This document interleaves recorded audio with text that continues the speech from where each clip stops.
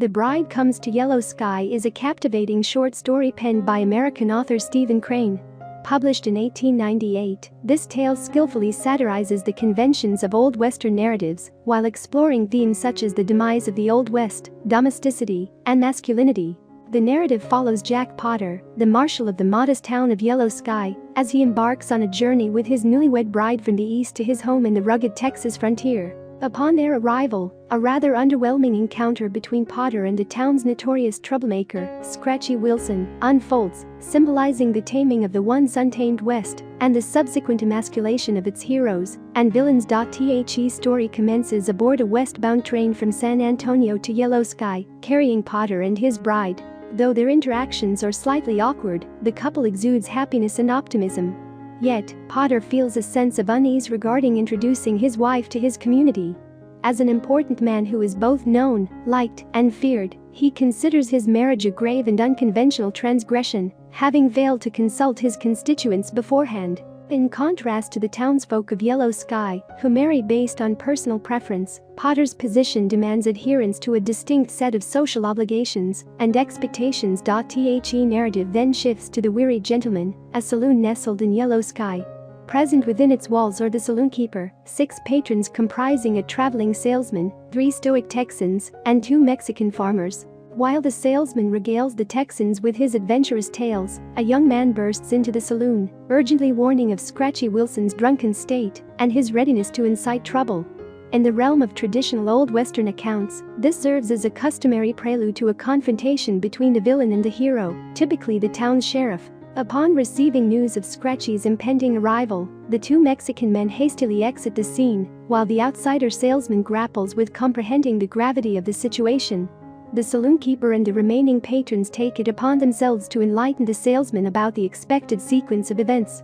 They explain that Scratchy, who is otherwise considered the nicest fellow in town, transforms into a terror when inebriated.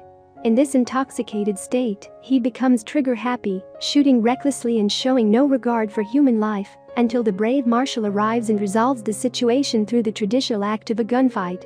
The townspeople are accustomed to this spectacle, finding it a source of amusement in their otherwise sleepy town. However, they believe that Potter is still in San Antonio and express their eager anticipation for his swift return.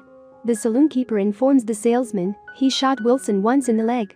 He'd come in and take care of this thing. The subsequent portion of the narrative focuses solely on Scratchy. Intoxicated by whiskey and armed with a gun, Scratchy embodies the stereotypical menace of the Western tradition. With angry, bloodshot eyes, he roams the deserted streets, unleashing a torrent of screams, curses, and challenges to the terrified citizens of Yellow Sky, demanding a showdown. Yet, met with silence and shuttered doors, he waves his guns haphazardly in the air and hurls curses at the empty sky. Frustrated, he resorts to shooting out the windows of his best friend's house, still met with no response. At this juncture, he recalls his ancient enemy, the marshal, and proceeds towards Potter's residence, persisting in his attempts to instigate a confrontation. Unbeknownst to him, however, Potter is absent, making his way home from the train station with his new bride. The final section of the story portrays the confrontation between Potter and Scratchy as Potter approaches his house.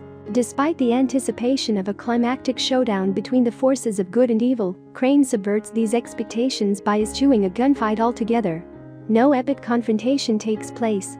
Instead, Potter defies the norm by revealing that he is unarmed and, in fact, has just returned from San Antonio after getting married. The delirious Scratchy, perplexed by his failed attempts at chaos, finds himself uncertain of what to do.